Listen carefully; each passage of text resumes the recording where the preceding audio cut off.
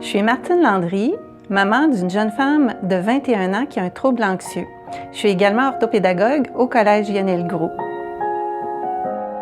Quand j'étais tout jeune enseignante, il y avait des jeunes enfants qui étaient déjà anxieux, puis on n'était pas conscient de leur anxiété.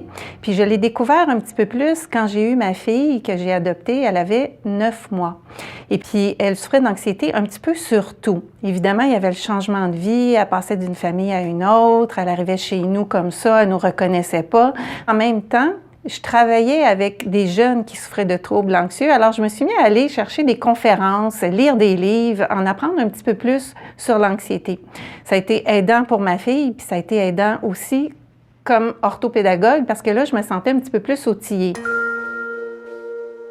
Ma fille Maude, elle a été diagnostiquée avec un trouble d'anxiété généralisée. Donc, elle était anxieuse sur à peu près tout. Je vous dirais, là, l'école a été un point tournant et un moment très difficile au départ. Fait que je l'ai accompagnée pour que tranquillement, elle y arrive seule, mais je lui ai laissé le temps d'y arriver aussi. À l'adolescence, il y a le côté rebelle, là. Je vous dirais, ma fille, elle a un trouble anxieux qui vient avec comorbidité, elle a un trouble d'attention aussi. Les règles, elle ne voulait plus les suivre, mais plus du tout.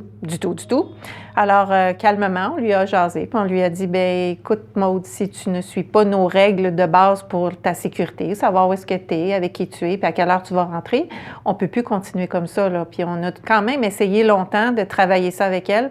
Finalement, elle ne voulait rien savoir. Donc, on a dit, est-ce que tu préfères partir en appartement? Elle a dit, oui, je préférais, je veux faire ma vie d'adulte, je suis tannée que vous soyez autour de moi, des fois, à me soutenir, à m'aider, tout ça. Elle a dit, je veux faire ma vie. Alors, on l'a laissée aller en appartement, on a payé pour elle, mais lâcher prise, quand on voit notre enfant faire des mauvais choix, par anxiété, par fuite ou par manque de concentration ou d'impulsivité, c'est difficile.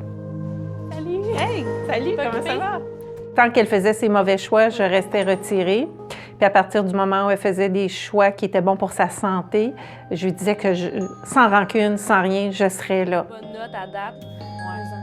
Ouais. C'est spécial parce que pour moi, c'est pas de l'entraide au sens propre, c'est de l'entraide au sens figuré. Donc elle me l'avait dit, elle m'avait dit, le jour où est-ce que tu vas remonter un peu à la surface, je vais être là pour toi, puis je vais continuer d'être là pour toi. Puis elle a toujours continué d'être là pour moi, mais en me disant justement que quand je vais remonter à la surface, je vais être là pour toi. Ça m'a comme un peu donné le boom qu'il me fallait. Puis le jour où est-ce que j'ai réussi à reprendre surface, à reprendre un peu de moi-même, elle est revenue là.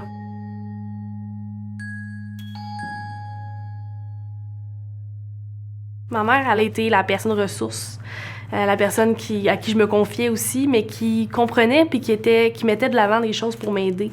Que ce soit par des médicaments, que ce soit par des personnes qu'on allait voir, que ce soit par plein de moyens pour m'aider puis pour m'aider à cheminer. Puis ce qui était bien, c'était qu'elle avait confiance. Elle avait toujours confiance en moi. Ça, je te remercie encore aujourd'hui parce que sa confiance m'a tellement permis de l'aider. Si elle n'avait pas eu cette confiance-là, elle ne s'en serait pas sortie aussi bien.